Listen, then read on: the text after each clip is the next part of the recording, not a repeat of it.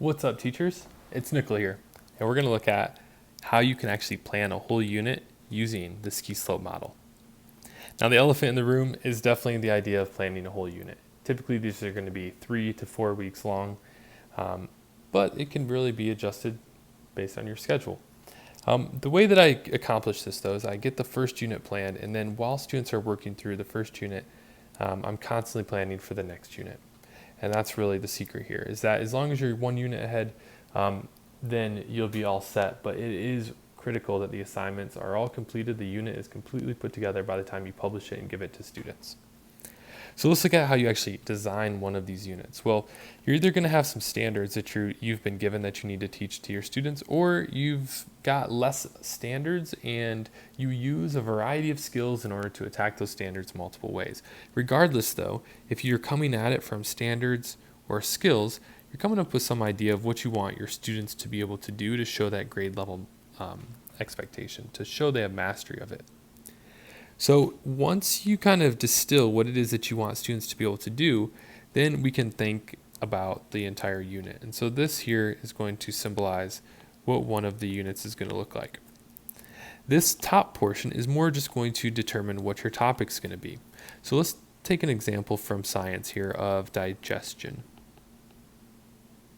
Now, digestion will be our topic, and so to build the unit about that topic, I need to make a long-term learning target that allows students to be able to accomplish our standard or skill type of goal as a teacher.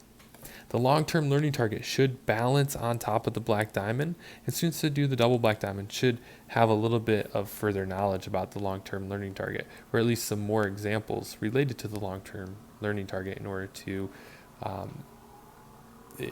because they've done that double black diamond DOK level 4 work. Now, if we look at this long-term learning target, it's balancing on top of the black diamond, which balances on top of the blue square. The blue square balances on top of the green circle. So the green circle is the foundation. Students should not be able to build upon the blue square without the information from the green circle.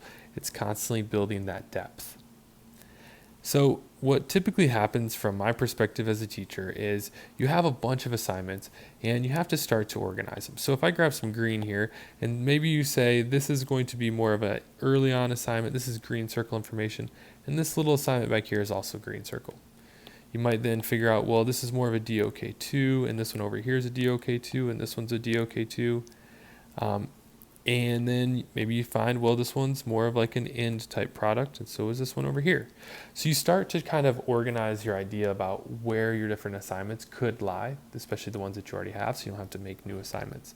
But you might realize that you need some extra help getting from the blue square to the black diamond, and so maybe you put in a black diamond assignment to help build some confidence that is not necessarily a challenge, but it helps bridge the gap between the blue square to the black diamond. So this one is going to be maybe like an in-between type of an assignment, but maybe you have to add one or two once you kind of see what you have. Once you have them all organized, then it allows you to say, well, I've got a couple black diamond assignments, got a couple blue square assignments, and I've got some green circle assignments. And you could kind of take a look at these then, and they should then allow you to kind of plan what is the learning target, what is the overall goal of those assignments.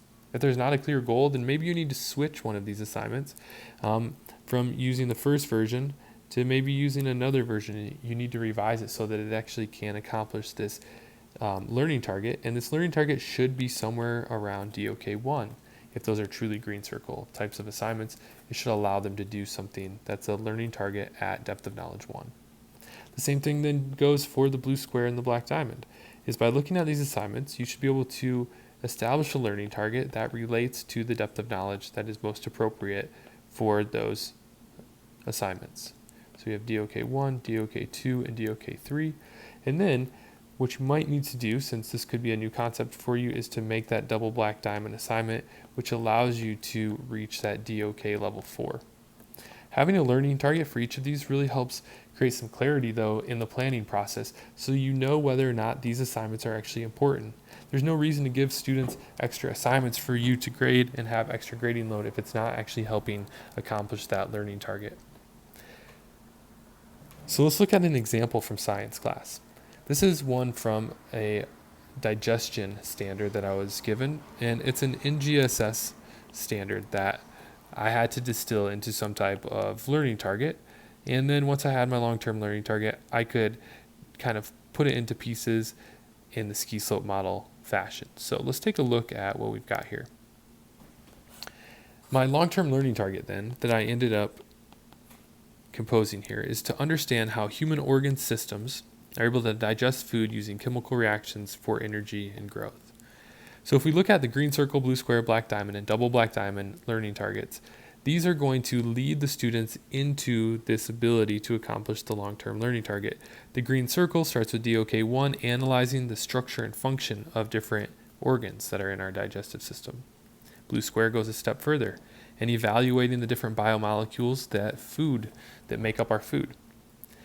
Then, once students understand the organs and the different foods and the biomolecules that make up our foods, those little tiny pieces, then they can actually investigate how different types of food are digested and absorbed in our actual cells.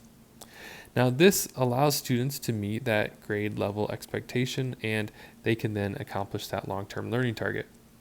But to go a little further, I'm allowing them to research and evaluate specific foods. Maybe along the way, they really want to know how Takis affect their body, and they want to dig deeper into that. And so they then have this opportunity to expand upon their information and hopefully solidify what it is they've learned, because they'll be looking at something that's maybe more of a curiosity for them there in the double black diamond.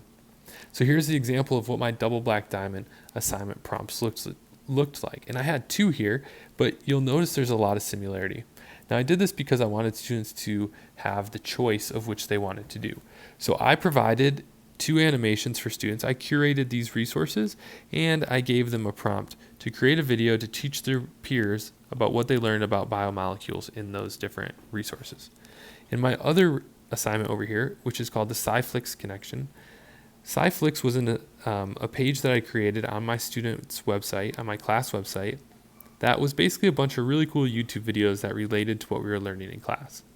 So they're all educational and really informative, and so I asked them to choose 2 of those SciFlix videos and then create a new unique video to teach their peers about what they had learned. Now, I actually have the requirements here of what they need to have in their video, and the main thing that is the common between these 2, which really allows me to assess the student's understanding, is if they can then incorporate this phrase and explain to me what it means, that you are what you eat. There's also some other parts here that are similar in terms of talking about food and how it's digested in our body, because overall that is our unit of study here. So again, the idea is to start with either standards or skills, or maybe even just look at your assignments and organize your assignments, come up with your learning targets for each of those, and then you can start to see the flow of how each thing will be placed into one of the ski slope levels. That's all for now. I'll catch you